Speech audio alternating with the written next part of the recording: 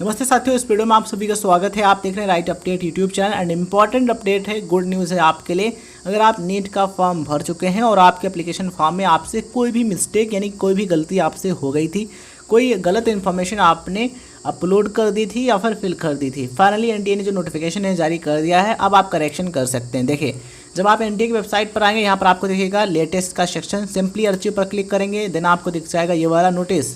देखिए, ये है 24 मई 2022 का नोटिस जारी कर दिया गया है। ये हिंदी में है और ये अंग्रेजी में है। सबसे पहले हम अंग्रेजी वाला ओपन करते हैं, कुछ इस तरीके से ओपन हो जाएगा। डेट आप यहाँ पर देख लीजिए, 24 मई 2022 को नोटिस जारी कर दिया गया है। इससे पहले हमने एक वीडियो बनाया था, उसमें आपको बताया था कि आपका जो नोटिस है ना, ये 25 तक आ जाएगा, 25 मई 2022 तक। और ऐसा भी हमने आपको बताया था कि 25 से 1 या 2 दिन पहले भी आ सकता है और बाद में भी आ सकता है, कोई फिक्स नहीं कि 25 को ही आएगा। तो ये जो नोटिस है 24 मई को जारी कर दिया गया है एनटीए की तरफ से। यहाँ पर आप देख पा रहे होंगे, सब्जेक्ट है correction in particulars of the online application form of national eligibility cum entrance test UG 2022 registration. यहाँ पर आप देख पा रहे हो करेक्शन करने का डेट 24 से 27 मई, इसके बीच में आप करेक्शन कर सकते हैं। एंड यहाँ पर एक सवाल ये भी आता है, करेक्शन करने का फीस लगेगा या फिर नहीं। तो साथियों, हो सकता है कुछ केसेज में यानी कुछ इन्फॉर्मेशन आप चेंज करें तो उसमें हो सकता है कि आपको फ़ीस पे करनी पड़े, और हो सकता है कुछ इन्फॉर्मेशन में आपको फ़ीस ना पे करनी पड़े। तो ये आपको तब पता चलेगा जब आप करेक्शन करने जाएंगे एप्लीकेशन फॉर्म में, वहीं पर आपको पता चल जाएगा कि इसके लिए फ़ीस पे करनी पड़ेगी और इसके लिए आपको नहीं पे करनी पड़ेगी। ठीक है, और वो जो फीस है वो आप पे कर सकते हैं क्रेडिट कार्ड या फिर डेबिट कार्ड, नेट बैंकिंग या फिर यूपीआई, पेटीएम के ज़रिए। चलिए अब हम बात करते हैं कौन कौन सी चीज़ें आप सही कर सकते हैं, मतलब कौन कौन सी चीज़ों में करेक्शन आप कर सकते हैं।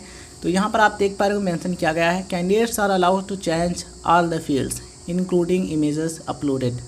मतलब कि आप हर एक चीज़ में करेक्शन कर सकते हैं, केवल इन चीज़ों को छोड़ करके। मतलब कि इनके अलावा कौन कौन सी चीज़ें, mobile number, email address, permanent address, correspondence address and nationality. ठीक है, तो ये जो चीज़ें हैं इनको छोड़ करके आप लगभग हर एक चीज़ में चेंज कर सकते हैं, मतलब कि करेक्शन कर सकते हैं। साथ ही यहाँ पर आपको 2 कैटेगरीज में इन्फॉर्मेशन देखने को मिल जाएगी। एक है फॉर आधार वेरीफाइड कैंडिडेट्स, दूसरा है for Aadhaar not verified candidates. ठीक है, तो अगर आप आधार वेरीफाइड कैंडिडेट हैं तो आपको ये चीज़ें पढ़ लेनी, इस हिसाब से आपको काम करना है, तभी आप करेक्शन कर सकते हैं। और अगर आपने आधार वेरीफाइड नहीं किया है, ठीक है, तो आप इस हिसाब से चीज़ें कर सकते हैं जैसा कि मेंशन किया गया है। साथियों, ये जो नोटिस है हिंदी और अंग्रेजी दोनों भाषा में उपलब्ध है। आपको जिसमें सही लगे, जिसमें आपको आसान रहे, आप उसमें पढ़ सकते हैं, चीज़ें आप समझ सकते हैं। देखिए, यहाँ पर आपको हिंदी वाला जो नोटिस है वो भी देखने को मिल जाएगा। ये रहा, राष्ट्रीय पात्रता सह प्रवेश परीक्षा, इस पर क्लिक करेंगे, इस तरीके से ओपन हो जाएगा जैसा कि आप यहाँ पर देख पा रहे होंगे। साथियों, page number 2 and point number 2 को आपको ध्यान से देखना है।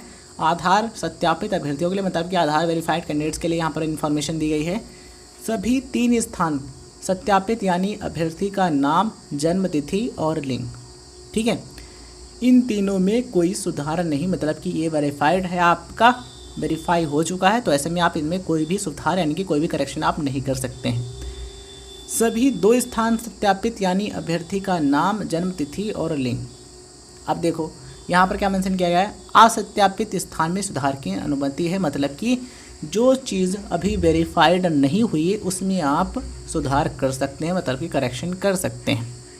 एंड यहाँ पर कंडीशन है, इसको आप पढ़ लीजिएगा। यहाँ पर आप देख पा रहे होंगे पिता और माता का नाम, अगर आपको इनमें से किसी एक में करेक्शन करना है, मतलब किसी एक नाम में करेक्शन करना है, तो ये कंडीशन आपको पढ़ लेनी चाहिए। कौन सी, अभ्यर्थी या तो पिता का नाम या माता का नाम कोई एक ही बदल सकता है, मतलब कि माता या पिता में से कोई भी एक नाम आप बदल सकते हैं। यदि अभ्यर्थी इन दोनों स्थानों में से किसी एक को ही बदल रहा है तो अभ्यर्थियों को तस्वीर और हस्ताक्षर को बदलने की अनुमति नहीं होगी। मतलब इसका ये है साथियों, अगर आप मदर या फिर फादर के नाम में करेक्शन कर रहे हैं तो ऐसे में आप अपने फ़ोटोग्राफ और सिग्नेचर में कोई भी चेंज यानी कि करेक्शन नहीं कर सकते हैं, ये अलाउड नहीं है। मतलब कि माता और पिता के नाम और फोटोग्राफ और सिग्नेचर, इनमें से कोई एक में करेक्शन आप कर सकते हैं, इस चीज़ को आप ध्यान रखिएगा, यहाँ पर ये एनटीए के द्वारा कहना है। ठीक है, यदि अभ्यर्थी अपनी तस्वीर और या हस्ताक्षर बदल रहा है तो उसे अपने पिता या माता का नाम बदलने की अनुमति नहीं है। इसके अलावा यहाँ पर आप देख पा रहे हैं कैटेगरी के बारे में इन्फॉर्मेशन दी गई है। अभ्यर्थी या तो श्रेणी यानी कैटेगरी बदल सकता है या उसके बदले श्रेणी प्रमाण पत्र पुनः अपलोड कर सकता है, दोनों एक साथ नहीं। मतलब कि आप कैटेगरी चेंज कर सकते हैं या फिर आप कैटेगरी का जो सर्टिफिकेट है उसको फिर से अपलोड कर सकते हैं, दोनों एक साथ नहीं कर सकते हैं। उपश्रेणी यानी कि सब कैटेगरी PWD। अभ्यर्थी या तो उपश्रेणी PWD को बदल सकते हैं या उसके बदले उपश्रेणी प्रमाण पत्र को फिर से अपलोड कर सकते हैं, लेकिन दोनों एक साथ नहीं। अब हम बात करते हैं आधार असत्यापित अभ्यर्थियों के लिए यानी कि आधार नॉट वेरीफाइड कैंडिडेट्स के लिए। अभ्यर्थी का नाम, पिता का और माता का नाम। अभ्यर्थी या तो अपना नाम, पिता का नाम या माता का नाम कोई एक ही बदल सकता है। यदि अभ्यर्थी इन 3 स्थानों में से किसी एक को ही बदल रहा है तो अभ्यर्थी को तस्वीर यानी कि फोटोग्राफ और हस्ताक्षर यानी कि सिग्नेचर को बदलने की अनुमति नहीं है। ठीक है, यहाँ पर यही कहा गया, आप इसको पढ़ सकते हैं। कैटेगरी के बारे में इन्फॉर्मेशन वही दी गई है कि आप या तो कैटेगरी चेंज कर सकते हैं या फिर आप उसका जो सर्टिफिकेट है उसको फिर से अपलोड कर सकते हैं। सब कैटेगरी के बारे में इन्फॉर्मेशन दी गई है कि आप सब कैटेगरी यानी उपश्रेणी के बारे में इन्फॉर्मेशन दी है कि आप सब कैटेगरी चेंज कर सकते हैं या फिर आप उसका जो सर्टिफिकेट है उसको फिर से अपलोड कर सकते हैं, लेकिन दोनों चीज़ों को आप एक साथ चेंज नहीं कर सकते हैं। जन्म तिथि और लिंग आप चेंज कर सकते हैं, मतलब कि date of birth and gender आप चेंज कर सकते हैं। यहाँ पर मेंशन किया गया किसके लिए, आधार नॉट वेरीफाइड कैंडिडेट्स के लिए। ये जो कंडीशंस है अगर आप इनको फुलफिल करते हैं, अगर आप इनको समझ करके करेक्शन करने का प्रयास करते हैं तो आपके एप्लीकेशन फॉर्म में करेक्शन हो जाएगा।